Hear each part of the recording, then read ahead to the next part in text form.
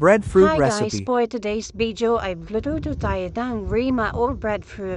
Sa inyo guys, anong tawag itong breadfruit? Dito kasi sa amin sa Semirara, ang tawag dito ay rima.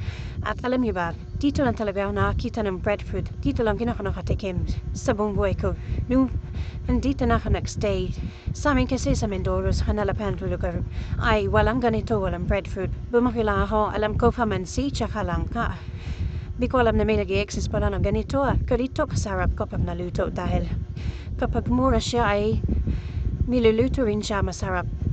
Masarap siya pag kinugulay at kapag hinog na siya yung ganito yan ay pwede siyang gataan, pwede siyang iprito, pwede siyang ilupa.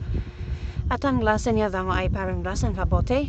Masarap siya at saka ang kagandahan dito kapag hinog, wala na siyang dagta. Pero kapag mura siya, medyo may dagta lang. Pero hindi siya ganun kadagta guys sa langka.